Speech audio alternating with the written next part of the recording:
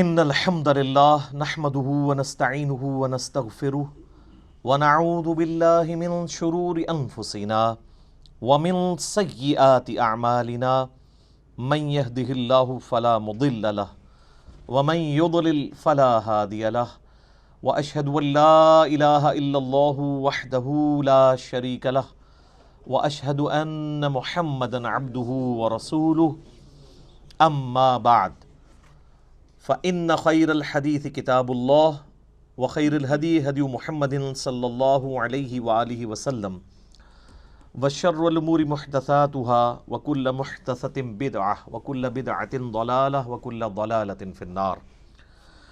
أعوذ بالله السميع العليم من الشيطان الرجيم من همزه ونفخه ونفثه. بسم الله الرحمن الرحيم. رب اشرح لي صدري ويسر لي امري واحلل عقدة من لساني يفقهوا قولي. بسم الله الرحمن الرحيم. ان الله وملائكته يصلون على النبي يا ايها الذين آمنوا صلوا عليه وسلموا تسليما. اللهم صل على محمد وعلى آل محمد كما صليت على ابراهيم وعلى آل ابراهيم انك حميد مجيد. اللهم بارك على محمد وعلى آل محمد كما باركت على إبراهيم وعلى آل إبراهيم إنك حميد مجيد. اللهم ربنا آتنا في الدنيا حسنة وفي الآخرة حسنة وقنا عذاب النار. ربنا آتنا من لدنك رحمة وهيئ لنا من أمرنا رشدا. لا إله إلا أنت سبحانك إني كنت من الظالمين. حسبنا اللہ ونعم الوکیل ولا حول ولا قوة الا باللہ العلی العظیم. یا حی یا قیوم برحمتک استغیث اصلح لی شأنی کلہ ولا تکلنی الی نفسی طرفۃ عین. آمین. الحمدللہ آج 24 نومبر 2019 کو سنڈے کے دن بمطابق 26 ربیع الاول 1441 ہجری میں قرآن کلاس نمبر 5 کا انعقاد ہوگا انشاءاللہ.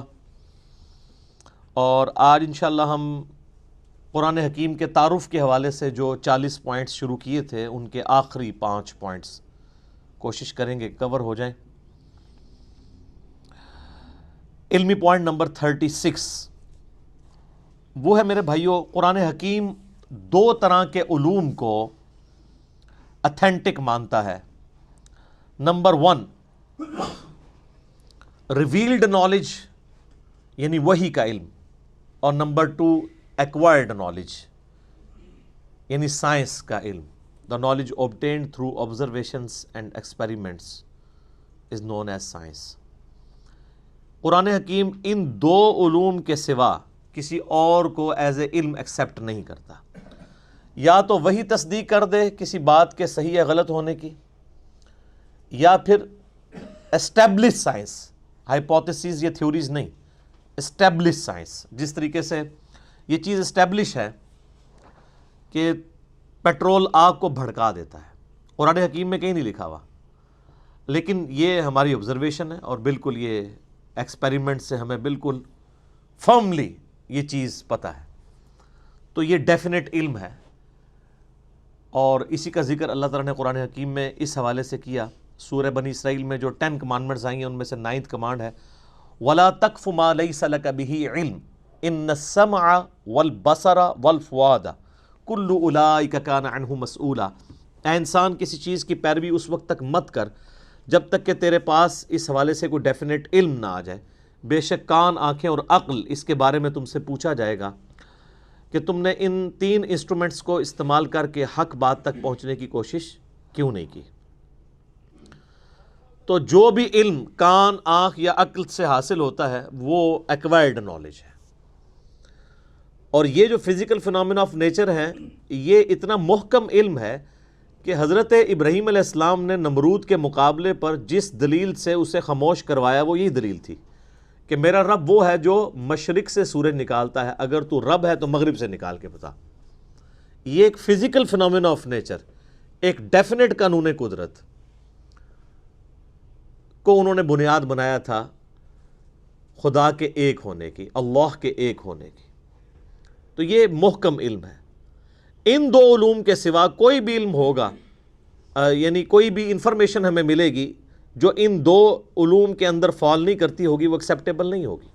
مثلا اگر کوئی شخص کہے کہ زلزلہ اس لیے آتا ہے کہ ایک گائے ہے، اس نے ایک سینگ کے اوپر زمین کو اٹھا رکھا ہے، جب وہ تھک جاتی ہے تو دوسرے سینگ پہ اٹھا لیتی ہے، اس کی وجہ سے زلزلہ آتا ہے، تو یہ اس کی تصدیق نہ قرآن کرتا ہے، نہ ایکوائرڈ نالج یعنی سائنس کا علم کرتا ہے، نہ ریویلڈ نالج، نہ ایکوائرڈ نالج۔ بلکہ سائنس ہمیں بتاتی ہے کہ ٹیکٹونک پلیٹس کی ڈسٹربنس کی وجہ سے ہی زلزلے آتے ہیں۔ بہرحال وہ پلیٹس ڈسٹرب کون کرتا ہے، تو اس پہ تو سائنس اس طرح کی تمام ایشوز پہ کہتی ہے it is physical phenomena of nature, یہ قانون قدرت ہے، ایسا ہی ہوا کرتا ہے۔ ایسا ہی کیوں ہوا کرتا ہے، اسی میں قیامت مضمر ہے۔ God is the only explanation of all the physical phenomena in this universe۔ اس کائنات میں ہونے والے ہر فزیکل فینومینا کی ایکسپلینیشن خدا ہے، اللہ کی ذات ہے، کہ اس نے یہ محکم قوانین بنائے ہوئے ہیں اور ان قوانین کے تحت یہ چیزیں چل رہی ہیں۔ ان قوانین نے ان چیزوں کو پیدا نہیں کیا۔ سورج مشرق سے نکلتا ہے، یہ قانون ہے، اس قانون نے سورج کو پیدا نہیں کیا۔ ہم جتنی بھی انفارمیشن حاصل کرتے ہیں وہ قوانین کی حاصل کرتے ہیں۔ انڈے میں سے چوزا نکلتا ہے تو یہ ایک علم ہے، اس علم کی وجہ سے انڈا اور چوزا نہیں بنے ہوئے۔ جتنی بھی چیزوں کو آپ ڈیپ ڈگ کریں گے تو الٹیمیٹلی آخر میں جا کے یہی کہنا پڑتا ہے it is physical phenomena of nature, یہ قانون قدرت ہے، ایسا ہی ہوا کرتا ہے۔ کیوں ہوا کرتا ہے ایسا ہی؟ اس کے پیچھے اللہ ہے۔ ان دو علوم کے سوا کوئی بھی علم ہوگا اس کو قرآن حکیم ایکسیپٹ نہیں کرے گا، اسلام اسے علم کے طور پر نہیں مانتا۔ اسی طریقے سے آپ کو پتہ ہے ہمارے تو سب کانٹیننٹ کے معاشرے میں چیز مشہور ہے کہ اگر گھر کی منڈیر پہ کوا بیٹھا ہو تو مہمان آتے ہیں، کسی کی جوتی پہ جوتی چڑھ دے تو کہتے ہیں اس کے لیے سفر لکھا ہوا ہے۔ اس قسم کے کتنے توہمات ہیں جو ہمارے معاشرے میں عام ہیں۔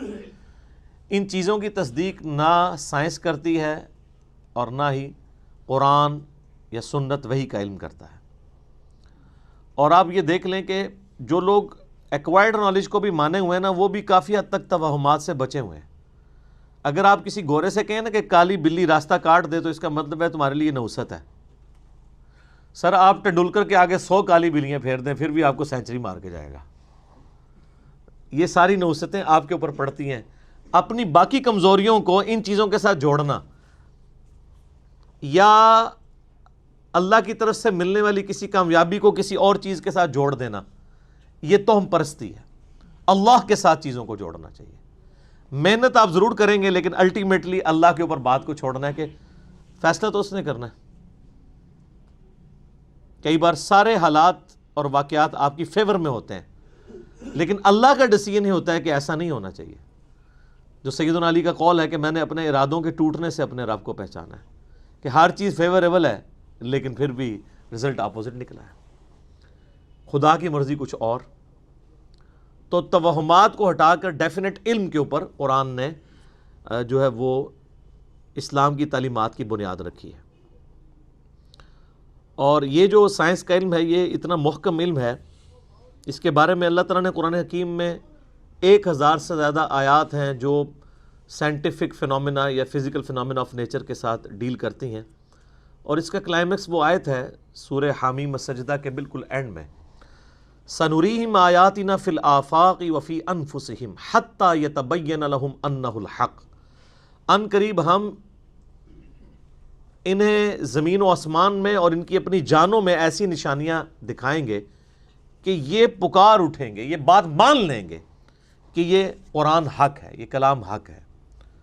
آج جس طریقے سے اللہ تعالیٰ نے سائنس کے ذریعے انسانیت کو کائنات کے چھپے ہوئے راز آشکار کیے ہیں، پہلے لوگوں کو تو ان چیزوں کا آئیڈیا نہیں تھا۔ یعنی اگر نبی علیہ السلام کے مبارک زمانے میں صحابہ کرام کو یہ بتایا گیا کہ تمہارا ایک ایک عمل نوٹ کیا جا رہا ہے، آج تو آپ کو پتہ ہے کہ ٹیرا بائٹس کے اندر یو ایس بیز آ چکی ہوئی ہیں۔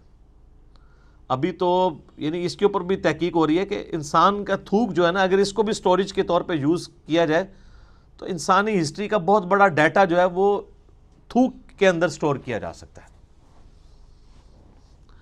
چپس کی فارم میں، USB کی فارم میں، ہارڈ ڈسک کی فارمز میں تو آپ کے سامنے چیزیں آ چکی ہیں.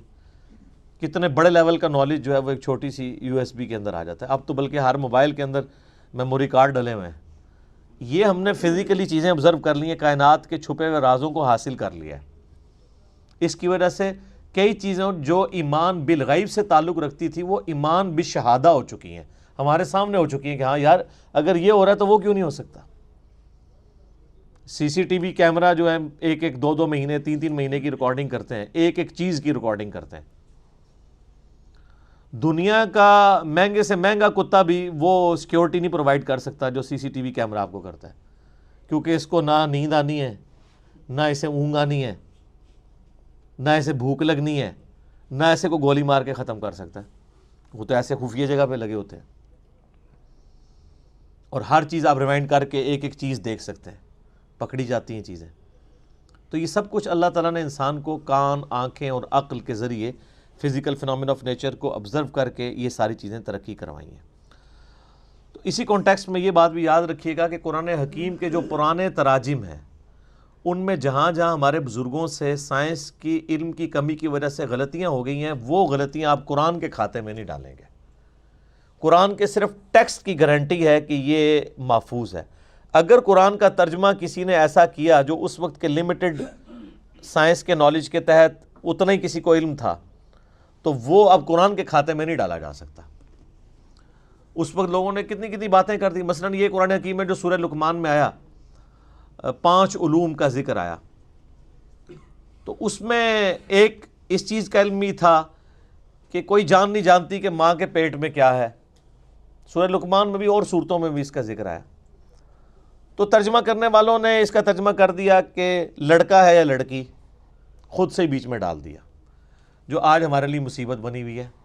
کیونکہ اب الٹرا ساؤنڈ کے ذریعے کافی زیادہ آپ کو یعنی معلومات حاصل ہو جاتی ہیں. ہمارے تو ابھی اس طریقے سے یہاں پہ اتنا ایڈوانس الٹرا ساؤنڈ نہیں ہے، باہر کے ملکوں میں تو کلرڈ ہے اور ایک چیز وہ بتا دیتے ہیں. وہ ترجمہ کرنے والوں کی غلطی تھی. قرآن حکیم میں سیکس کے پوائنٹ آف ویو سے نہیں لکھا ہوا کہ کوئی نہیں بتا سکتا کہ لڑکا ہے یا لڑکی، بلکہ قرآن میں یہ ہے کہ کوئی نہیں جانتا کہ ماں کے پیٹ میں کیا ہے. اب اس کا تعلق کس چیز کے ساتھ ہے؟ قرآن حکیم میں اللہ تعالیٰ نے سورہ تغابن میں فرمایا هو الذی خلقکم فمنکم کافر ومنکم مؤمن. وہی اللہ ہے جو تمہاری تخلیق کرتا ہے، کوئی تم میں سے کافر ہو جاتا ہے، کوئی مومن ہو جاتا ہے. یعنی جب اللہ پیدا کرتا ہے اس وقت تو سب کو ایک جیسا ہی پیدا کرتا ہے. پھر بعد میں حالات و واقعات کے بعد انسان اپنی صلاحیتوں کو یوز کر کے یا تو بات ماننے والا بن جاتا ہے یا انکار کرنے والا. تو مجھے بتائیں دنیا کا کوئی الٹرا ساؤنڈ یہ بتا سکتا ہے کہ یہ جو بچہ پیدا ہوگا یہ بعد میں کافر ہوگا یا مومن؟ نہیں بتا سکتا. تو قرآن کے کہنے کا مقصد یہ تھا. اسی طریقے سے وہ یہ تو ایک رخ تھا. دوسرا رخ وہ سورہ لقمان میں جو بارش کے حوالے سے آیا، اور وہ بھی لوگوں نے اب غلط سمجھ لیا اس حوالے سے کہ وہ کہتے ہیں جی وہ تو سائنٹسٹ تو ہمیں پہلے ہی بتا دیتے ہیں بارش کب ہوگی. سر سائنٹسٹ کبھی بھی نہیں بتا سکتے، جب ہونے والی ہوتی ہے اس وقت بتا سکتے ہیں. آج کوئی سائنٹسٹ یہ بتا سکتا ہے کہ آج ہے 24 نومبر 2019، تو 24 نومبر 2020 کو بارش ہوگی یا نہیں؟ کیوں جی؟ کوئی نہیں بتا سکتا. البتہ یہ ضرور ہے کہ اگر ہواؤں کا سلسلہ، بارش کا سلسلہ شمال سے چل پڑا ہے اور وہ 3 یا 4 دن کے بعد ہمارے ملک میں داخل ہونا ہے، جیسا کہ مونسون کا موسم آتا ہے، تو اس میں تو کوئی پریڈکٹ کر سکتا ہے کہ ہاں جی اس رفتار سے ہوائیں چل رہی ہیں، الٹیمیٹلی پہنچ جائیں گی. تو اس میں تو کوئی علم غیب والی بات ہی نہیں. یہ تو فزیکل نالج ہے. جو فزیکل نالج ہے وہ علم الغیب نہیں ہے. علم غیب کی ڈیفینیشن ہے جو نالج فزیکل نہ ہو. مثلا فرشتے آپ ڈیٹیکٹ نہیں کر سکتے الٹرا ساؤنڈ کے ذریعے، کسی چیز کے ذریعے بھی. البتہ پانی زمین میں کس گہرائی کے اندر ہے اس کو آپ سائنٹیفکلی جج کر سکتے ہیں، اور وہ فزیکل نالج ہوتا ہے. کیوں؟ جو آپ انسٹرومنٹ زمین میں گڑھا کھود کے داخل کرتے ہیں اس سے ویوز نکلتی ہیں، وہ ریباؤنڈ ہو کے واپس آتی ہیں، اس سے آپ کو پتہ چلتا ہے کہ اتنی دور فاصلے کے اوپر پانی موجود ہے. تو یہ فزیکل نالج ہے نا. ہاں اگر کوئی شخص کھڑا کھڑا کسی جگہ یوں ہاتھ رکھے یا ہاتھ رکھے بغیر کہہ دے کہ جی یہاں پہ پانی اتنی گہرائی میں ہے، تو یہ علم الغیب سے تعلق رکھے گا. تو یہ ایسا تو کوئی بھی نہیں کرتا. ویسے تو آپ میدانی علاقوں میں کہیں بھی انگلی رکھ کے کہہ دیں کہ جناب 20 فٹ پہ پانی ہے تو واٹر ٹیبل 20 فٹ پہ ہے نا. اسلام آباد یا کوئٹہ میں کوئی 20 فٹ کے اوپر پانی نکال کے بتائے تو پھر مانیں گے اس کے پاس کوئی کشف یا کوئی علم الغیب والا معاملہ ہے. جہاں پہ پانی جو ہے وہ اس کا واٹر ٹیبل نیچے ہی جاتا جا رہا ہے. تو یہ سارے فزیکل نالج ہے. فزیکل نالج جو ہے نا وہ علم الغیب نہیں ہوتا, کیونکہ وہ انسٹرومنٹس کے ذریعے حاصل ہوتا ہے, اور انسٹرومنٹ بھی فزیکل فینومینا آف نیچر کے اوپر کام کرتی ہیں. وہ صلاحیتیں بڑی ہوتی ہیں, بلکہ کئی جانوروں میں ایسی صلاحیتیں ہیں جو انسانوں میں موجود نہیں ہیں, ہے وہ فزیکل ہے.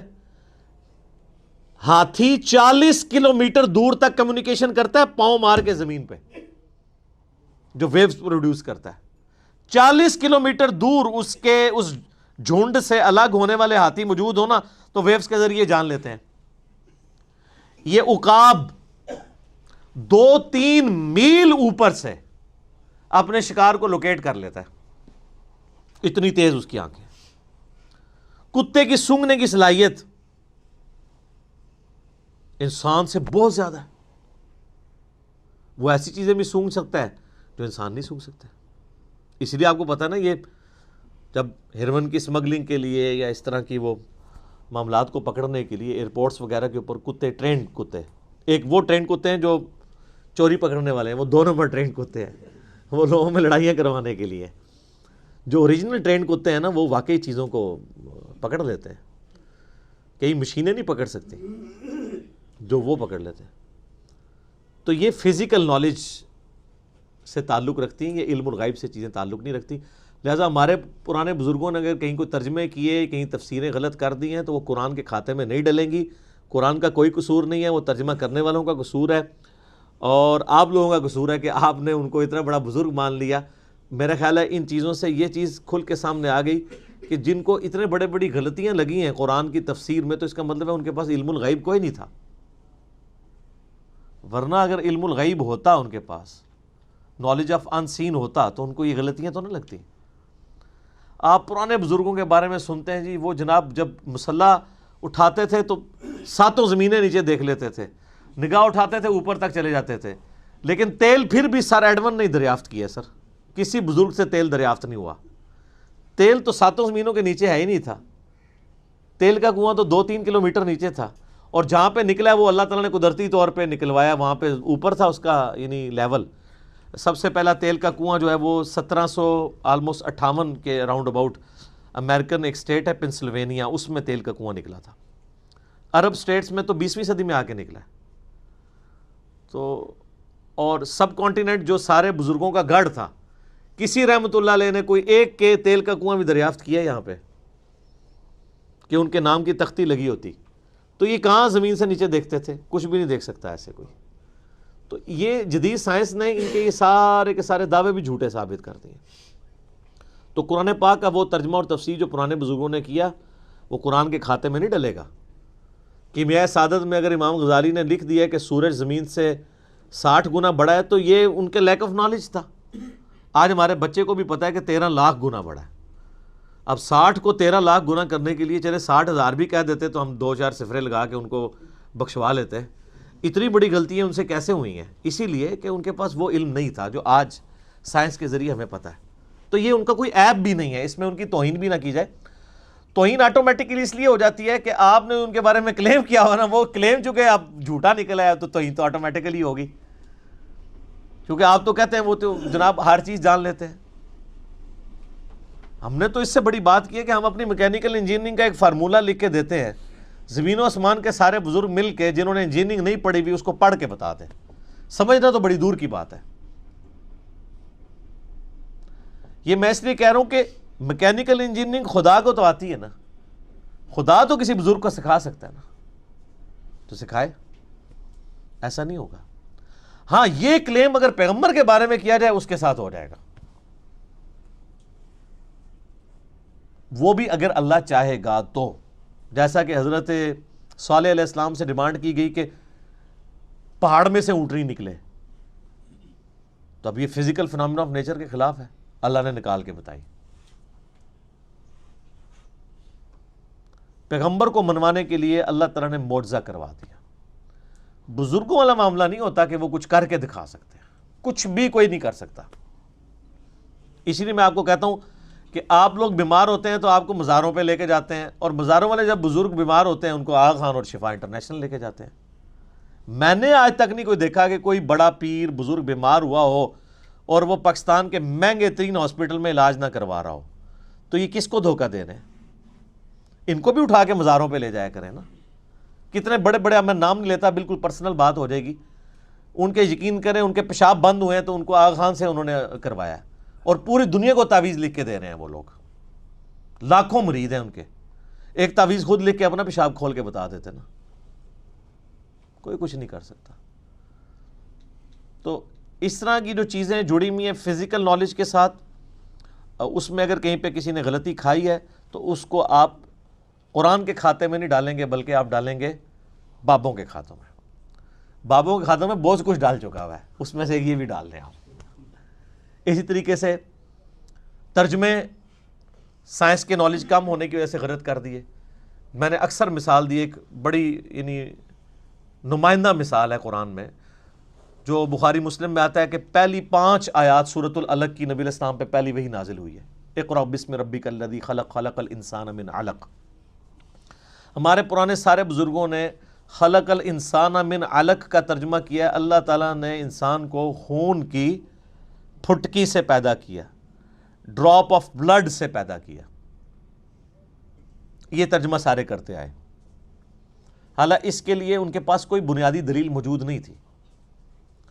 لیکن اب جب ماڈرن لوگ آئے ہیں انہوں نے کہا جی علق تو کہتے ہیں سسپینڈڈ چیز کو، اردو میں بھی معلق لفظ، لٹکی ہوئی چیز کو کہتے ہیں یہ معلق ہے۔ تو علق کا ترجمہ ہے کہ انسان کو اللہ نے پیدا کیا ایک ایسی چیز سے جو سسپینڈڈ فارم میں تھی۔ تو وہ تو آج ہمیں جو ہے وہ ایمبریولوجی کی فیلڈ کے لوگ بتا رہے ہیں کہ بچہ انیشیل سٹیج پہ رحم مادر میں ایک ایمبریو کی فارم میں، سسپینڈڈ فارم میں وال آف دا یوٹرس کے ساتھ چپکا ہوا ہوتا ہے، جیسا کہ ایک جونک چپکی ہوئی ہوتی ہے اور اس میں سے وہ خوراک حاصل کرتا ہے، پھر جب وہ بڑا ہوتا ہے پھر پورا معاملات آگے چلتے ہیں۔ الگ کا ترجمہ عربی میں جونک بھی بنتا ہے، اور اس ایمبریو کی اگر آپ انیشل شکل دیکھیں وہ بھی جونک کی شکل ہے، لیکن یہ ہمیں الیکٹرانک مائکروسکوپ کے بعد پتہ چلا۔ آج کی جب لیٹسٹ لوگ ترجمہ کرتے ہیں تو وہ پھر یہ ترجمہ کرتے ہیں کہ ایک ایسا یعنی انیشل ایمبریونک سٹیج سے انسان کو اللہ نے بڑا کیا جو جونک نما تھی، جو یوٹرس آف مدر کی وال کے ساتھ چپکی ہوئی تھی، اور اس طریقے سے آگے معاملات چلے۔ بلکہ اس حوالے سے ایک یعنی پروفیسر کیتھ مور جو اس وقت دنیا میں اس فیلڈ میں اتھارٹی مانے جاتے ہیں، انہوں نے تو باقاعدہ اپنی یعنی ٹیکسٹ بک ان کی ایز اے ٹیکسٹ بک ان کی کتاب پڑھائی جاتی ہے ایمبریولوجی کی فیلڈ میں، انہوں نے قرآن حکیم کی باقاعدہ آیات جو ہے وہ کوٹ کی ہیں کہ سب سے بہترین ایکسپلینیشن ایک ایمبریو کس سٹیجز سے گزرتا ہے، جنین جسے ہم اردو میں کہتے ہیں، قرآن حکیم کرتا ہے۔ اور انہوں نے باقاعدہ پھر اسلام بھی قبول کیا اس کی وجہ سے۔ انہوں نے کہا مجھے یہ بات ماننے میں کوئی عار نہیں ہے کہ قرآن حکیم ایمبریولوجی کی فیلڈ کے حوالے سے جو باتیں کرتا ہے وہ 8 سے 100 سال پہلے بھی کسی کو نہیں پتہ تھی، اور چہ جائے کہ 8 سے 1400 سال پہلے ایک شخص جو ریگستان میں پیدا ہوا ہے وہ یہ ساری چیزیں بتائے جو کہ ہمیں 20ویں صدی میں بھی 1960s 70s میں آ کے الیکٹرانک مائکروسکوپ کی وجہ سے جو چیزیں ہم پر ریویل ہوئی ہیں، یہ اس کے سوا کوئی چارہ نہیں کہ ہم مانیں کہ اس کا سورس ڈیوائن ہے، یعنی اللہ کی طرف سے۔ انہوں نے باقاعدہ اسلام بھی قبول کیا۔ تو یہ جو سائنٹیفک فیکٹس ہیں قرآن کے، یہ وقت کے ساتھ ساتھ سامنے آ رہے ہیں، اور اس میں ایک بہت کڑوی بات ہے لیکن سمجھنے کے لیے وہ چیز ضروری ہے، کیونکہ نبی علیہ السلام نے خود سمجھائی ہے۔ دیکھیں نبی صلی اللہ علیہ وآلہ وسلم اتنے منصف مزاج ہیں، مسلم شریف میں اوپر تلے 3 احادیث ہیں جو آج پبلکلی اگر ان کو بیان کر کے ان کی ایکسپلینیشن کی جائے تو آپ واجب القتل ہو جائیں، اور باقاعدہ امام مسلم رحمہ اللہ کی ان 3 احادیث کے اوپر جو باب باندھا گیا نا اس کی ہیڈنگ ہے کہ نبی علیہ السلام کی اطاعت کن کاموں میں واجب ہے اور کس میں نہیں واجب۔ اب آپ سوچ رہے ہوں گے کس میں نہیں واجب، یہ کون سی چیز ہے؟ تو وہ 3 حدیثیں اوپر تلے ہیں صحیح مسلم میں، نبی علیہ السلام کے فضائل والے چیپٹر کے اندر۔ اچھا، چیپٹر نبی علیہ السلام کے فضائل کا ہے اور حدیثیں یہ ہیں، اور یہ صرف مسلم میں نہیں، ابو داؤد میں بھی ہے، بڑی مشہور حدیث ہے، تعبیر نحل والی۔ نبی علیہ السلام کچھ اصحاب کے پاس سے گزرے تو وہ گرافٹنگ کر رہے تھے، پیوند کاری کر رہے تھے کھجور کی فصل کو بڑھانے کے لیے۔ تو نبی علیہ السلام فرمایا ایسا کیوں کر رہے ہیں؟ ان کا اس سے فصل زیادہ ہوتی ہے۔ تو آپ نے فرمایا اگر ایسا نہ کرو تو کیا ہے؟ تو نبی علیہ السلام نے اس کو اس حوالے سے سمجھا کہ یہ نیچر میں تبدیلی ہے، آپ یہ کہہ کے چلے گئے۔ تو صحابہ کرام نے رزلٹ وہی نکالا جو ایک مسلمان کو نکالنا چاہیے تھا۔ انہوں نے اس سال گرافٹنگ نہیں کی تو وہ کھجوروں نے کم پھل دیا۔ تو انہوں نے آ کے نبی علیہ السلام کو شکایت کی کہ یا رسول اللہ آپ نے یہ مشورہ دیا تھا تو یہ تو پھل ہی ہمارا کم ہوا ہے۔ تو آپ علیہ السلام نے فرمایا کہ دیکھو جو چیز میں تمہیں اللہ کے ریفرنس سے بیان کروں نا قرآن یا سنت کی فارم میں، اس پہ تو تم ضرور عمل کیا کرو، اور جو چیز میں اپنے تجربے سے تمہیں بیان کروں اور وہ تمہارے دنیاوی کسی معاملے سے تعلق رکھتی ہو تو انتم اعلم بامر دنیاکم، تم اپنے دنیا کے کام کو مجھ سے بہتر سمجھتے ہو۔ اندازہ کریں آپ آج کے زمانے میں آپ یہ بات کر سکتے ہیں کسی کے سامنے؟ وہ گستاخ رسول کا فتویٰ لگا دے گا۔ اور نبی علیہ السلام خود اپنے بارے میں کہہ رہے ہیں کہ دیکھو دنیاوی معاملات کو تم بہتر سمجھتے ہو۔ ظاہر ہے نبی علیہ السلام کا تو ایکسپیرینس نہیں تھا شجرکاری کے حوالے سے، آپ کا تو سارا ایکسپیرینس جو ہے وہ بھیڑ بکریاں پالنے کے اعتبار سے تھا۔ اور آپ علیہ السلام کا بھی انصاف دیکھیں، آپ نے یہ نہیں کہا کہ اب میں نے جو فرما دیا تو بس وہ فرما ہی دیا ہے۔ آپ نے کہا دیکھو میں جب کوئی چیز دین کے طور پہ تمہیں تعلیم کروں اللہ کے ریفرنس سے، وہ تو تمہیں ماننا ضروری ہے، دنیاوی میں مشورہ دوں تو تم بہتر سمجھتے ہو اپنے معاملات کو۔ تو اس پہ باقاعدہ باب مسلم شریف میں باندھا گیا کن معاملات میں نبی علیہ السلام کی اطاعت واجب ہے اور کس میں نہیں۔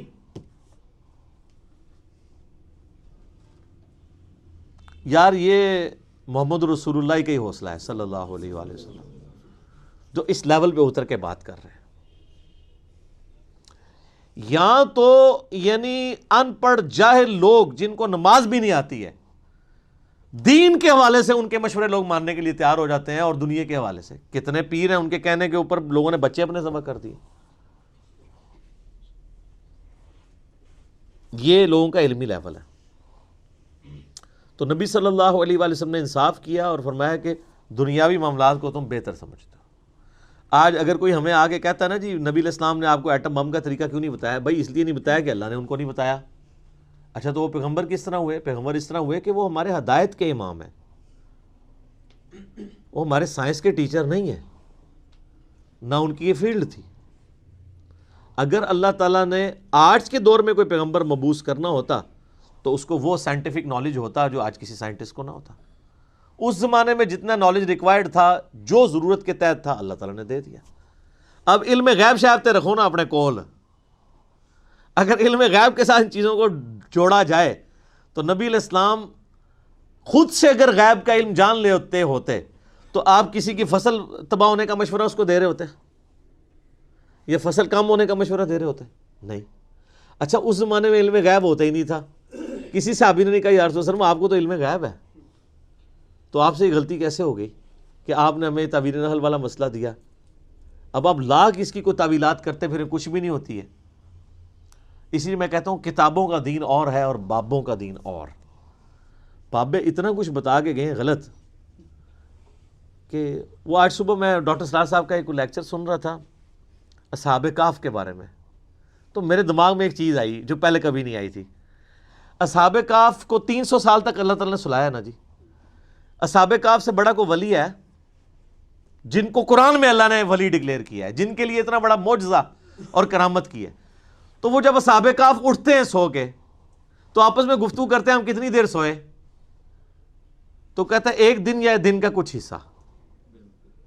تو ان کو تو یہ پتہ ہی نہیں تھا 300 سال سوئے ہیں، تو ان کو علم غیب کیوں نہیں تھا؟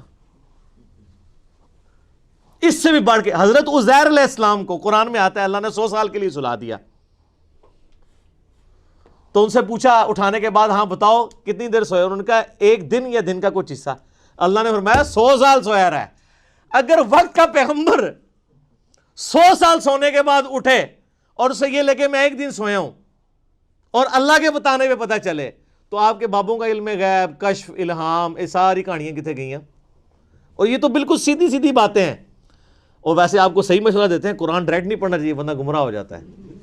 ہاں ظاہر ہے قرآن جب پڑھے گا تو جو چیز آپ نے دین کے طور پہ لوگوں کو بتائی ہوئی ہے وہ گمراہی ثابت ہو جائے گی، اور جو چیز واقعی دین ہے اس کو آپ گمراہی سمجھتے ہیں تو خود بخود تطہیر ہو جائے گی. اچھا یہ سارے واقعات آپ کو پتہ ہیں لیکن کبھی اس کی انجینئرنگ نہیں ہوئی تھی.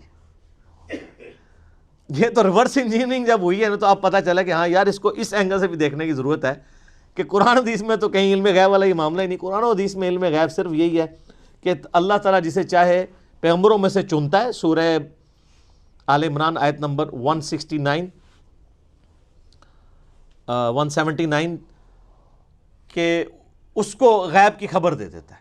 باقی علم الغیب پہ میرا مسئلہ نمبر 6 اور A اور 6B دیکھ لیں تو آپ کو معاملات کھل جائیں گے.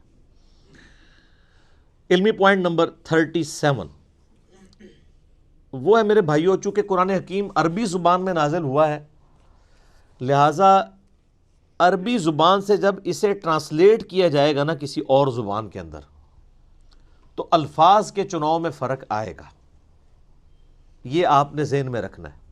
البتہ مفہوم میں فرق نہیں آئے گا.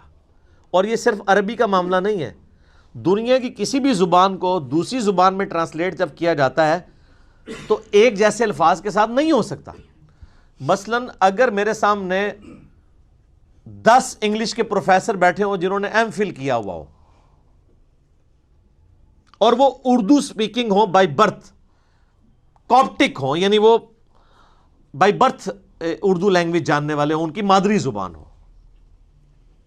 اور 10 کے 10 لوگوں کو میں انگلش کا ایک مضمون دوں اور میں کہوں کہ اسے اردو میں ٹرانسلیٹ کرو، تو کیا 10 کے 10 لوگ منوان ایک ایک لفظ سیم ترجمہ کریں گے؟ نہیں. الفاظ کے چناؤ میں فرق آئے گا چونکہ انگلش ٹرانسلیٹ ہو رہی ہے اردو. ایون انگلش کو انگلش میں بھی ٹرانسلیٹ کریں تو الفاظ کے چناؤ میں فرق پڑ جائے گا کیونکہ ایک لفظ کے ایکویلنٹ کئی الفاظ ہوتے ہیں، وہ اپنی انٹینسٹی کے پوائنٹ آف ویو سے یوز ہوتے ہیں. کوئی شخص اس لفظ کی انٹینسٹی کو کچھ اور سمجھ کے اس کے لیے کوئی اور ترجمہ کر دے گا. ترجمے میں الفاظ کے چناؤ میں فرق ضرور آئے گا لیکن مفہوم میں کبھی فرق نہیں آئے گا. یہ میں بات اس لیے کر رہا ہوں کہ مولویوں نے سب سے بڑا دھوکہ یہ دیا ہے وہ جی ترجمے لوگوں نے چینج کر دیے. جی کدھر ترجمہ پڑھیے جی، اور سر جس کا مرضی پڑھیں کوئی فرق نہیں پڑتا، بلکہ سب سے بہتر ہے گوگل حافظہ اللہ کا پڑھیں. ہاں آپ دنیا کی کوئی لینگویج ڈالیں اس میں ایک کمانڈ کے اوپر ود ان 1 سیکنڈ دوسری طرف انگلش میں اس کا ترجمہ آ جاتا ہے. چاہے وہ آپ عربی کی کوئی حدیث ڈال دیں، آن لائن فری ہے، کوئی پیسے نہیں. آپ گوگل میں جا کے لکھیں گوگل ٹرانسلیٹر کھولیں تو 2 ڈبے بنے ہوئے آ جائیں گے. لیفٹ ڈبے میں آپ کوئی دنیا کی زبان، جناب جتنی زبانیں، کسی بزرگ کو بھی اتنی زبانیں نہیں آتی ہیں. دنیا کی 3000 سے زیادہ زبانیں ہیں، کسی زبان کو آپ ڈالیں دوسری طرف انگلش میں ترجمہ ہو کے آ جائے گا. اور وہ ترجمہ کرنے کے لیے گوگل یہ بھی نہیں دیکھے گا میں نے بریلوی والا ترجمہ دکھانا ہے، دیوبندیوں والا ہے، حدیث والا ہے، شیعہ والا. اس نے وہی ترجمہ دکھانا ہے جو اس کا بنتا ہے، تو پکڑا جائے گا. تو یہ دھوکہ انہوں نے دیا ہوا ہے اور اس کی وجہ سے پھر وہ قرآن سے وہ ایسا روند مارتے ہیں کہ لوگ قرآن پڑھنا چھوڑتے ہیں. وہ کہتے ہیں نہیں جی لو اس نے ترجمہ وہ کر دیا، یہ کر دیا. اور زیادہ تر یہ ہنگامہ کھڑا کیا ہے بریلوی مکتبہ فکر اور شیعہ مکتبہ فکر کے لوگوں نے. پھر ٹوٹکے بنائے ہوئے ہیں جی، وہ دیکھیں جی بسم اللہ کا ترجمہ کیا ہے جی. اچھا اب امام محمد بریلوی صاحب نے بسم اللہ کا ترجمہ کیا ہوا ہے اللہ کے نام سے شروع. اب اشری تھانوی صاحب نے ترجمہ کیا ہوا ہے شروع کرتا ہوں اللہ کے نام سے. وہ کہتے ہیں ترجمہ غلط ہے کیونکہ اشری تھانوی صاحب شروع سے شروع کر رہے ہیں اور اعلیٰ حضرت نے اللہ سے شروع کیا ہے. حالانکہ آپ کا ہنسنا ہی بتا رہا ہے کہ اینڈ رزلٹ تو ایک ہے، شروع کرتا ہوں اللہ کے نام سے یا اللہ کے نام سے شروع. شیطان کے نام سے تو کسی نے نہیں شروع کیا. مفہوم دونوں باتوں کا سیم ہے کہ نہیں؟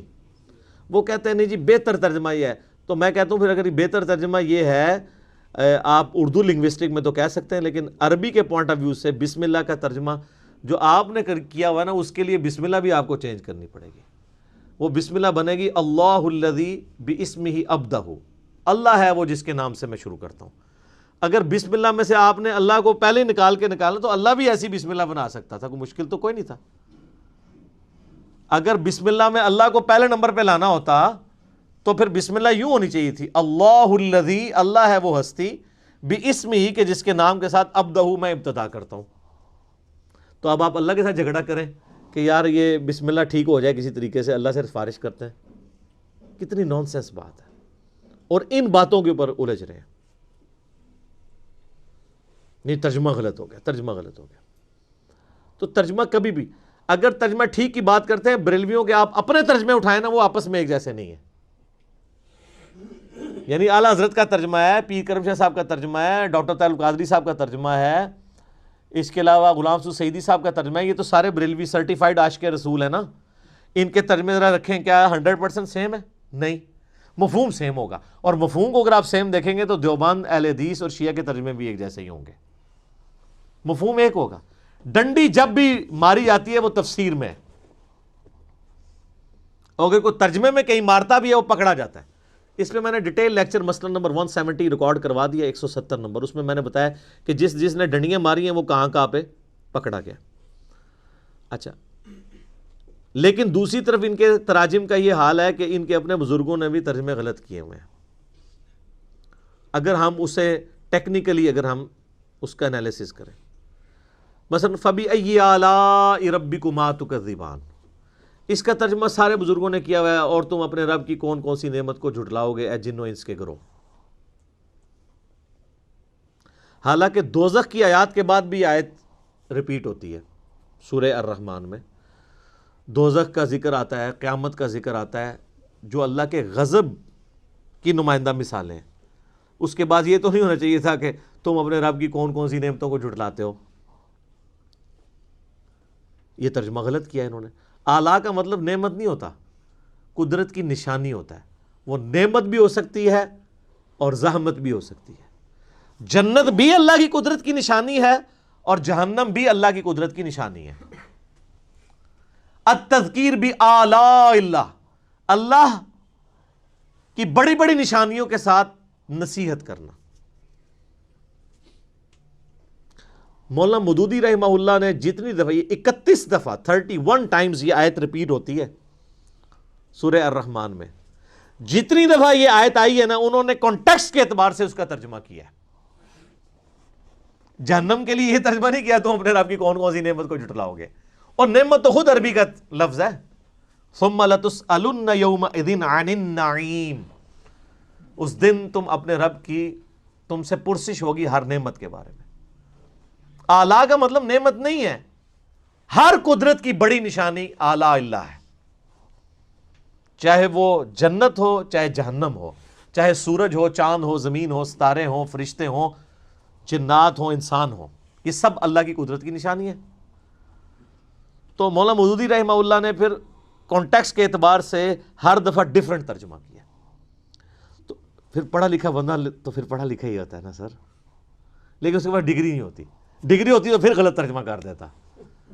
ٹھیک ہے، ویسے ڈگری بھی انہوں نے بعد میں لے لی تھی احمد شغل میلے میں، ان کی ڈگریوں کی باقاعدہ سکینڈ کاپیاں موجود ہیں نیٹ کے اوپر۔ مولانا مودودی تو پھر آپ کو پتہ ہے آئنسٹائن تھے نا، جب مولویوں نے شغل میلہ لگایا نا، یہ ڈگری ڈگری ڈگری، انہوں نے کہا من دسو تو درس نظامی دے کورس دے پیپر کیڑے نے، انہوں نے کہا جی آخری دسو، آخری سال دے۔ 6 مہینے کی تیاری کے بعد مودودی صاحب نے پیپر دے کے ان کے منہ پہ ڈگری لا کے ماری۔ ڈگریوں کے جس کے اوپر پی ایچ ڈی ہوتی ہوں تو وہ ڈگری ہیں، جس کو ڈاکٹر اقبال 18 سال کی عمر مودودی صاحب کی، اور ڈاکٹر اقبال کہہ رہے ہیں کہ یہ بندہ مسلمانوں کا تھنک ٹینک ہے مستقبل کا۔ الجہاد فی الاسلام ان کی کتاب جب پڑھی، ڈاکٹر اقبال نے ان کو یہاں بلایا تھا۔ آپ کو پتہ ہے نا پاکستان میں یہ جو منصورہ میں جماعت اسلامی کا مرکز ہے، یہ ڈاکٹر اقبال نے لے کے دیا ہوا ہے ان کو، جن کو ہم حکیم الامت اور کتنے بڑے بڑے القابات دیتے ہیں، شاعر مشرق۔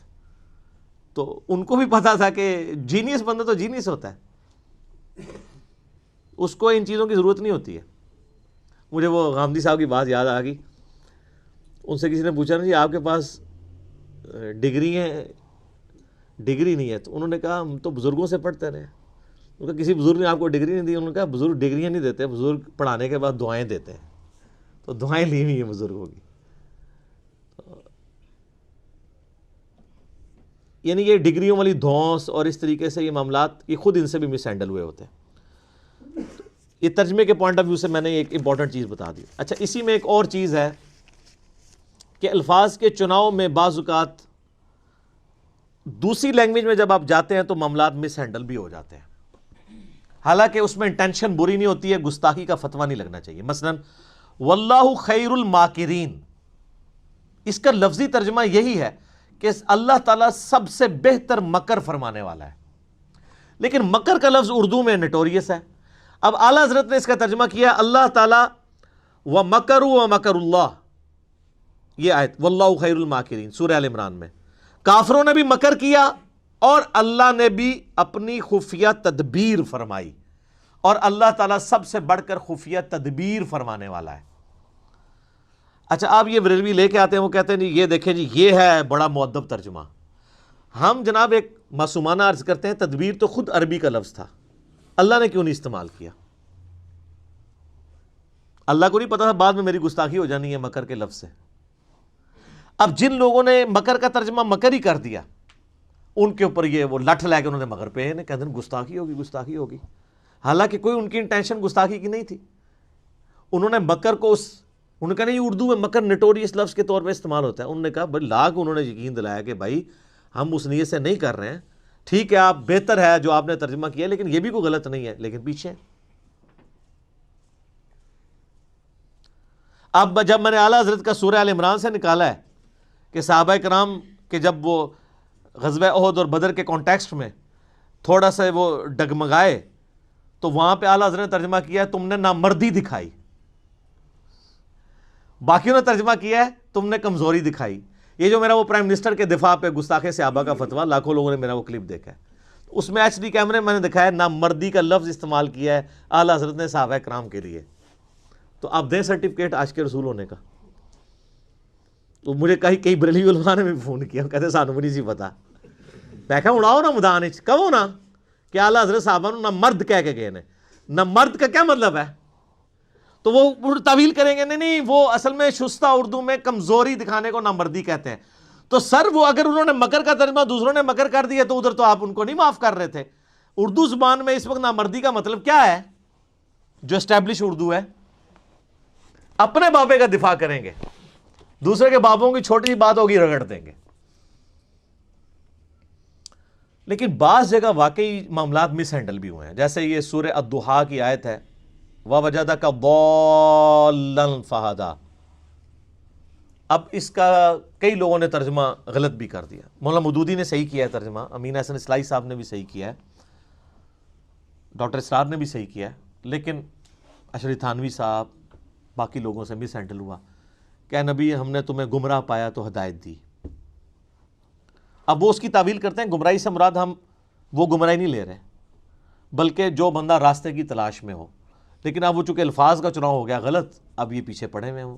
اعلیٰ حضرت نے ترجمہ کیا کیا؟ اے نبی ہم نے تمہیں اپنی محبت میں خود رفتہ پایا تو منزل مقصود تک پہنچا دیا. اب یہی بات وہ بھی کہنا چاہ رہے تھے، یہاں پہ انہوں نے الفاظ کا چناؤ ایسا کیا کہ یہ اس ایک ترجمے کو لے کے وہ پھر لکیر پیٹتے رہتے ہیں، کہتے ہیں دیکھیں نہیں جو نبی کوئی گمراہ مان رہا ہے آپ نے اس کا ترجمہ پڑھنا ہے.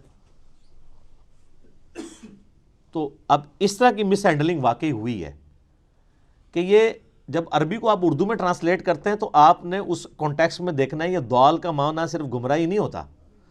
جو شخص کسی کی تلاش میں سرگرداں پھرے نا اسے بھی ضال کہتے ہیں، کسی کی محبت میں ڈوب کے. جیسا کہ حضرت یوسف علیہ السلام کے لیے قرآن میں آیا کہ ان کے والد کے بارے میں ان کے بھائی کہتے ہیں ان ابانا لفی ضلال مبین، ہمارے ابا تو یوسف کی محبت میں ڈوب چکے ہیں. اب ضال ترجمہ تو وہاں پہ بھی گمراہ ہو سکتا تھا، لیکن ایک بیٹا جو خود مسلمان ہے اس کا باپ پیغمبر ہے، اس نے اپنے باپ کو گمراہ تو نہیں کہنا. ان ابانا لفی ضلال مبین، ہمارے ابا تو یوسف کی محبت میں ڈوب چکے ہیں. اب یہاں پہ لفظ وہی ضال ہے، غیر المغضوب علیہم ولا الضالین، وہاں پہ گمراہی ترجمہ ہے لیکن یہاں محبت. اسی طریقے نبی علیہ السلام کے لیے جب آئے گا نا وَوَجَدَكَ ضَالًّا فَہَدَىٰ، اے نبی ہم نے آپ کو خود رفتہ پایا اپنی محبت میں، آپ کو ہدایت کی منزل مقصود تک پہنچا دیا. کیونکہ ڈیٹم لیول کی ہدایت تو تھی. سورہ یونس میں آیت نمبر 15 اور 16 میں آتا ہے کہ نبی علیہ السلام کی اعلان نبوت سے پہلے کی زندگی کو بھی اللہ تعالیٰ نے نبوت کی دلیل کے طور پہ پیش کیا ہے۔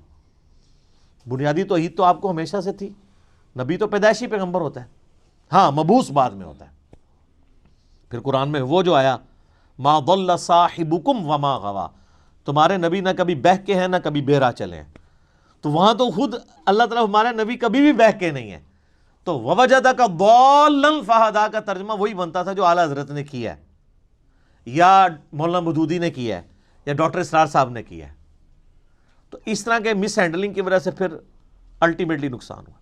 لیکن اب کئی چیزیں ایسی ہیں جس میں مصیبت کھڑی ہوگی، مثلا لا اقسم بہذا البلد، اس کا ترجمہ سب نے کیا ہے اے نبی میں تیرے شہر مکہ کی قسم کھاتا ہوں۔ اللہ تعالیٰ نے مکہ کی قسم یاد فرمائی ہے،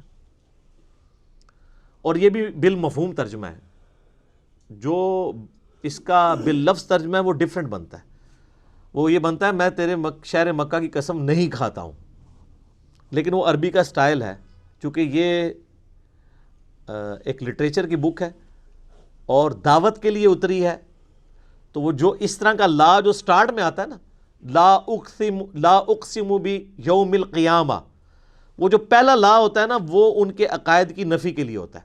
لا نہیں، غلط کہتے ہو تم، اقسم بیوم القیامہ، میں قسم کھاتا ہوں قیامت کے دن کی۔ تو وہ لا جو ہے وہ ان کے فرسودہ نظریات کے ساتھ جڑا ہوا ہوتا ہے، لیکن یہ عربی میں تو ہے، اردو میں آپ اس طرح کریں گے تو اردو میں ایسا نہیں اسٹائل ہوتا بولنے کا۔ تو میں بھی جو کہتا ہوں نا تو یہ سنت الہی ہے، نہ میں وابی نہ میں بابی، میں ہوں مسلم علمی کتابی۔ نہ سے بات شروع کرنا، آپ کا کلمہ ہی نہ سے شروع ہوتا ہے، کہتے ہیں میٹھی میٹھی باتوں سے سٹارٹ کریں، آپ کا کلمہ ہی نہ سے شروع ہو رہا ہے، لا پہلے نفی کرنی ہے، پھر اس بات کوئی معبود نہیں سوائے اللہ کے۔ اب اعلیٰ حضرت نے اس پہ کیا کیا، انہوں نے بڑی ہوشیاری دکھائی، انہوں نے ترجمہ کیا کہ اے نبی مجھے تیرے شہر مکہ کی قسم، باقیوں نے ترجمہ کیا اے نبی ہم تیرے شہر مکہ کی قسم کھاتے ہیں۔ اب دونوں نے سیم ترجمہ کیا، لیکن بریلویوں نے کہا اللہ تو کھاتا نہیں ہے۔ ہاں دیکھیں گستاخ ہو گئے ہیں، انہوں نے کھانے کی نسبت اللہ کی طرف کر دیا ہے۔ اللہ تو کہتا ہے نہ اسے بھوک لگتی ہے، وہ تو قرآن میں سورہ نام میں ہے نا کہ اللہ تعالیٰ تم سے سورہ ذاریات میں کھانا نہیں مانگتا، وہ تو خود تمہیں کھلاتا ہے۔ وہ کہتے ہیں یہ دیکھیں دیوبندی اور اہل حدیث یہ تو اللہ کے کھانے کے قائل ہیں، اور دیکھیں ترجمہ انہوں نے کیا کر، آپ مذاق نہ سمجھیں، یہ کتابیں لکھی ہوئی ہیں، میں کوئی زبانی کلامی بات نہیں کر رہا ہوں، میرے پاس بریلویت، دیوبندیت، اہل حدیث اور شیعت کا وہ نالج ہے جو ان کے اپنے بڑے بڑے گول کیپرز اور بزرگوں کے پاس بھی نہیں ہے، کیونکہ میں پنجابی کہنے لگا وچو وڑ کے نکلے ہوئے ہیں، مجھے پتہ ہے میں اس ساری گمراہی میں رہا ہوں نا، ہم خود یہ لوگوں کو دھوکہ دیتے رہے ہیں، ہم سے زیادہ کون جانتا ہے۔ کہتے ہیں کھاتا کھاتا، دیکھیں اللہ کی طرف کھانے کی نسبت کر دی، اللہ تو کھانے سے پاک ہے، اور دیکھیں یہ کتنا مؤدب ترجمہ ہے۔ تو وہ مؤدب ترجمہ تو میں نے بتا دیا، ان صحابہ کو نہ مرد لکھا ہوا ہے۔ ایک اور لے جائیں، سورہ نمل میں وہ جو جنات پیش ہوتے ہیں نا حضرت سلمان علیہ السلام وہ تخت بلقیس کے لیے، تو قال عفریت من الجن، ایک بڑا دیو ہیکل جن بولا کہ میں آپ کی اس مجلس کے برخاست ہونے سے پہلے ہی وہ لے آؤں گا۔ تو اب وہ عفریت کا ترجمہ اعلیٰ حضرت نے کیا ہوا ہے ایک خبیث جن بولا۔ تو جو انبیاء کی مجلس میں انبیاء کے یعنی صحبت یافتہ جن ہیں، جو انبیاء کی خدمت پہ مامور ہیں، ان کو یعنی صحابی جن کو خبیث کہا ہوا ہے۔ اے لو دو لے جاؤ پھر آج تحفے، جڑا کہ نا بڑا بامؤدب ترجمہ ہے، اے میں ایسے دو ہی دیتے نا، اور بھی بہت ساری ہیں چیزیں۔ تو عفریت کا ترجمہ انہوں نے کیا ایک خبیث جن بولا، باقیوں نے ترجمہ کیا ایک دیو ہیکل، یعنی ایک بڑا طاقتور جن۔ تو یہ اعلیٰ حضرت سے کوئی پوچھے کہ یہ آپ کو کیسے پتہ چلا کہ وہ خبیث تھا، آپ کو اس میں کیا خباثت نظر آئی ہے؟ جن سارے تو خبیث نہیں ہوتے ہیں، جن تو قرآن پاک میں آیا کہ نبی سورہ الجن میں کہ تم فرماؤ مجھے وحی کی گئی ہے کہ جنات کا ایک گروہ یہاں سے گزر رہا تھا انہوں نے قرآن سنا اور وہ ایمان لے آئے، انہوں نے اس کتاب کی تصدیق کی۔ سورہ احقاف میں پوری ڈیٹیل آتی ہے۔ پھر وہ اپنی قوم میں چلے گئے کہ حضرت موسیٰ کے بعد اب ایک نئے پیغمبر آئے ہیں جو کہ اسی توحید کی طرف بلا رہے ہیں جو موسیٰ علیہ السلام کے پاس آئی تھی۔ ایک ہی مجلس میں قرآن سنا، ایمان لائے اور دائی بھی بن گئے۔ تو حضرت سلیمان علیہ السلام کی مجلس میں جو جنات تھے، جب تک سلیمان علیہ السلام یا قرآن یا حدیث یہ نہ بتائے کہ کون سا کافر جن تھا اور کون سا مسلمان جن، آپ خود کس طریقے سے نیگیٹو یعنی اپروچ کیسے رکھ سکتے ہیں؟ آپ کو تو پازیٹیو اپروچ رکھنی چاہیے۔ اور پھر وہ اپنی خدمات پیغمبر کے وقت کے پیغمبر کے لیے پیش کر رہے ہیں اور آپ اسے کہہ رہے ہیں خبیث جن۔ ٹھیک ہے، تو اس لیے میں کہتا ہوں کہ پہلے لوگوں کو گستاخی کے سرٹیفکیٹ یہ دیا کرتے تھے، اب ان کے بزرگوں کے لیے بھی محبت اور عشق کا سرٹیفکیٹ جو ہے نا وہ اس پلیٹ فارم سے جاری ہوگا تو ہم مانیں گے، یا پھر آپ باقیوں کو بھی چھوڑیں جن کے اوپر آپ نے فتوے لگائے ہیں، کسی نے بری انٹینشن سے ترجمے نہیں کیے ہوئے ہیں۔ اچھا، وہ ایک اور قرآن پاک میں جگہ آتا ہے سورہ بقرہ میں بھی کہ یہ اللہ سے مذاق کرتے ہیں، اللہ بھی ان کے ساتھ مذاق کرے گا۔ وہ کہتے ہیں دیکھو جی ان کا خدا تو مذاق کرتا ہے، یہ مذاق تو بری چیز ہے، اللہ کی طرف منسوخ ہے۔ اچھا، اعلیٰ حضرت نے کیا ترجمہ کیا؟ انہوں نے کہا کہ یہ اللہ یہ یعنی ایمان والوں سے مذاق کرتے ہیں، اللہ تعالیٰ بھی ان سے استہزاء فرماتا ہے۔ اور انہوں نے عربی جی لکھتا ہے استہزاء، تاکہ مصیبت ہی نہ کھڑی ہوئے۔ اچھا، اسی طریقے سے قرآن پاک میں آتا ہے نا کہ اللہ تعالیٰ ان کو گمراہ کر دے گا ان کی بدعمالیوں کے سبب۔ تو اس طرح کے جو الفاظ اس حوالے سے آتے ہیں تو اس میں اعلیٰ ترجمہ کرتے ہیں اللہ تعالیٰ انہیں غافل کر کے مارے گا۔ وہ کہتے ہیں آپ کسی بھی غلط چیز کی نسبت اللہ تعالیٰ کی طرف نہیں کریں گے۔ یار جب اللہ تعالیٰ نے خود الفاظ کا چناؤ قرآن میں ایسا کیا ہوا ہے، اور پھر اس سے بڑھ کر یہ کہ انہوں نے پھر ترجموں میں اس لیول تک دو نمبری کی کہ باقیوں کے اوپر گستاخی کے فتوے لگا دیے۔ وما محمد الا رسول قد خلت من قبلہ الرسل، محمد تو نہیں مگر ایک رسول ہی، ان سے پہلے بھی کئی رسول گزرے۔ افئن مات، اگر یہ مر جائیں، او قتلا یا قتل ہو جائیں تو کیا تم دین سے الٹے قدم پھر جاؤ گے؟ اب اعلیٰ حضرت نے کیا ترجمہ کیا؟ محمد تو نہیں مگر ایک رسول ہی، اگر یہ انتقال فرما جائیں یا وصال فرما جائیں یا شہید کر دیے جائیں تو تم دین سے الٹے قدم پھر جاؤ گے۔ وہ ترجمہ ہی چینج کر دیا، ماتا کا ترجمہ تھا مر جائیں۔ وہ میں ڈاکٹر طارق قادری صاحب کی ویڈیو دیکھ رہا ہوں، انہوں نے کہا تھا نبی کو مرنے والا کہنے والا تم مر جاؤ، تو یہ کس کو کہہ رہے ہیں؟ اللہ کو۔ سورہ زمر کی آیت ہے انک میت و انہم میتون، اے نبی تم نے بھی مرنا ہے اور تمہارے مخالفین کو بھی مرنا ہے۔ اب ان سے پوچھ کے قرآن نازل ہوتا تو ہوتا ہے کہ اے نبی تمہارے مخالفین کو بھی مرنا ہے اور آپ کو بھی وصال شریف فرمانا ہے۔ وصال عربی کا لفظ ہے، یاد رکھیے گا، اللہ نے یہ لفظ نہیں استعمال کیا۔ وفات بھی عربی کا لفظ ہے اور میت بھی عربی کا لفظ ہے۔ اب اللہ نے الفاظ کہ افئن مات او قتلا یہ نازل کرواتے قرآن تو کہتے ہیں کہ آپ جو ہے نا اس کی جگہ ماتا کی جگہ وفات بھی لفظ خیر گستاخی سمجھتے ہیں، وصال استعمال کریں اور قتلا کی جگہ استعمال کریں شہید، پھر ہماری تسلی ہوگی، مؤدب ترجمہ ہو جائے گا۔ اور اسی طریقے سے وہ جو سورہ فتح کی شروع کی آیات ہیں اس پہ تو میرا کلپ لاکھوں لوگوں نے دیکھا ہے، انا فتحنا لک فتحا مبینا، وہ ترجمہ ہی الٹ کر دیا ہے۔ یعنی وہ جو نبی علیہ السلام کی خصوصیت تھی کہ اللہ تعالیٰ آپ کی اگلی اور پچھلی خلاف اولا چیزوں کو معاف فرما چکا ہے، انہوں نے کہا اے اللہ اے نبی اللہ تعالیٰ آپ کے صدقے سے آپ کے پچھلوں اور آپ کے اگلوں کی غلطیوں کو، کتنا دور کا ترجمہ کیا ہے۔ حالانکہ بخاری مسلم اٹھائیں صحابہ کرام تو اس آیت کو کوٹ کر کے اما عائشہ اور باقی لوگ کہا کرتے تھے یا رسول اللہ آپ تو بڑے خوش نصیب ہیں کہ آپ کی اگلی پچھلی خطائیں اللہ نے معاف فرما دی ہیں، گناہ نہیں خطا لغزش ہے۔ حتیٰ کہ بخاری مسلم میں جو حدیث ہے حدیث شفاعت کہ سب کے سب لوگ پہلے آدم علیہ السلام کے پاس جائیں گے، پھر نوح علیہ السلام کے پاس وہ ان کو بھیجیں گے، وہ کہیں گے مجھے اپنی غلطی یاد آ رہی ہے، نوح علیہ السلام کہیں گے میں نے اپنے کافر بچے کے لیے دعا کی تھی آج مجھے اپنی غلطی یاد آ رہی ہے، تو موسیٰ کے پاس جاؤ، موسیٰ علیہ السلام کہیں گے مجھ سے بھی بندہ مر گیا تھا، تم ابراہیم کے پاس جاؤ، ابراہیم کہیں گے مجھے بھی 3 دفعہ توریتاً جھوٹ بولنا پڑا، تم جو ہے عیسیٰ کے پاس چلے جاؤ، عیسیٰ ابن مریم کہیں گے کہ بھئی مجھے تو آج اپنی جان کی فکر ہے، البتہ میں ایک ایسے شخص کو جانتا ہوں جس کی اگلی اور پچھلی خطائیں اللہ تعالیٰ نے معاف کر دی ہیں۔ تم محمد رسول اللہ کے پاس جاؤ صلی اللہ علیہ وآلہ وسلم۔ عیسیٰ علیہ السلام قیامت والے دن حضور کے ہاتھوں پہ صلی اللہ علیہ وآلہ وسلم شفاعت کا دروازہ کھولنے کے لیے بنیاد کس کو بنا رہے ہیں؟ کہ جس کی اگلی پچھلی خطائیں معاف ہو چکی ہیں۔ کون سی اگلی پچھلی؟ جو باقی انبیاء کو جس سے ڈر لگا ہوا ہے۔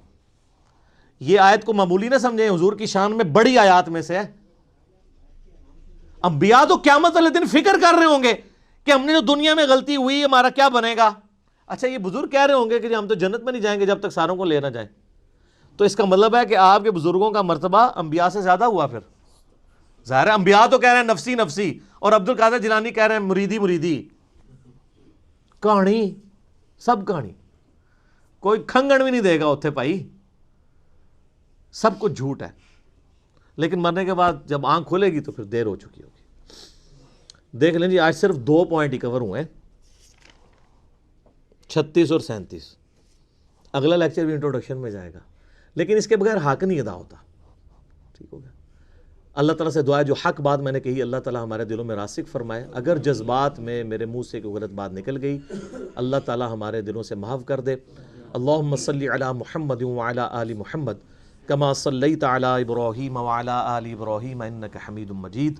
اللہم بارک علی محمد وعلی آل محمد کما بارکت علی ابراہیم وعلی آل ابراہیم انک حمید مجید۔ سبحانک اللہم وبحمدک اشہد ان لا الہ الا انت استغفرک واتوب الیک وما علینا الا البلاغ المبین۔ جزاکم اللہ خیرا۔